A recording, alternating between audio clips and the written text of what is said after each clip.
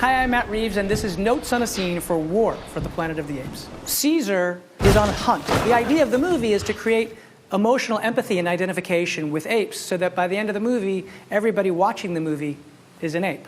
The apes are not real.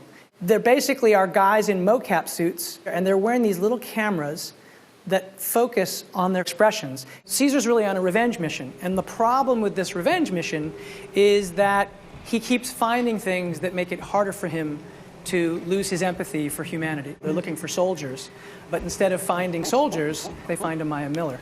So even here, as he's filled with a lust for revenge, when Maurice stops him, he comes to his senses and he lets him go. And Maurice is always Caesar's conscience. Here the idea was like to have a meeting of the minds. It was very exciting to me to have Karen kind of come up and walk right up to the camera and look right into the lens. We take her voice and pitch it just slightly so that her essence comes through. If we pitch it too much, you don't get the incredible performance that she gives that makes me very emotional watching it.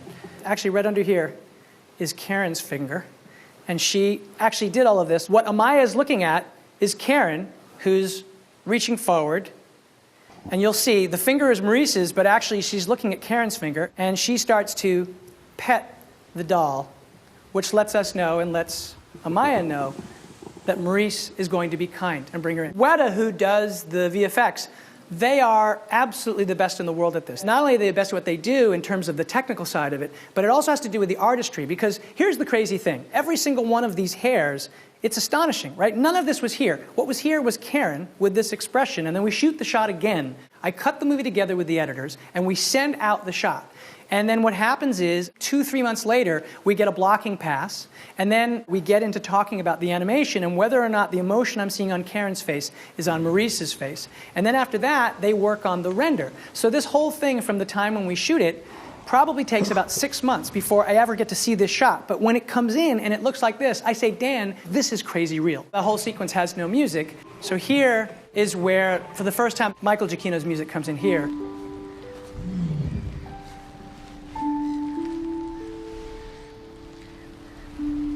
Cannot take her, Maurice.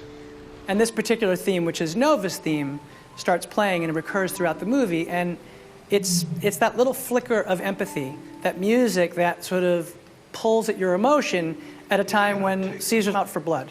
And Maurice is like, well, I know you are, but I can't leave her. And so the question is Caesar going to be the new version of himself, who basically is not going to take any crap, or is he going to relent? The way we shot this shot, Karen is right here. So she's right here,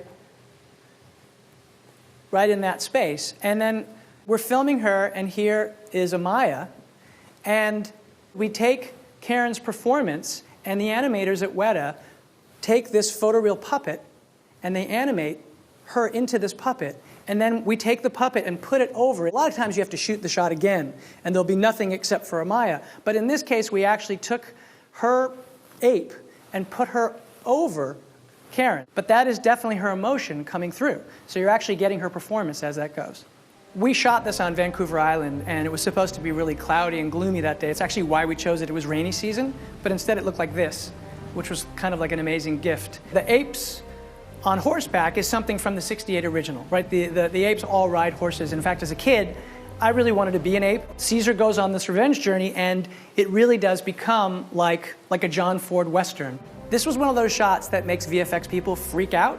And Dan Lemon, who was our VFX super as we were shooting this, he did freak out, but he assured me it was going to be fine in the end of the day, and it sure was. It's kind of an amazing shot. Under this area where Maurice is actually a big blue backpack, which is to increase the width of her body. So Amaya is holding on to the backpack so that when we fill this in, it can all be this giant orangutan and make the illusion complete. The apes have legs that are much shorter than ours. Our actors, of course, can't do that. They can't just get rid of their legs.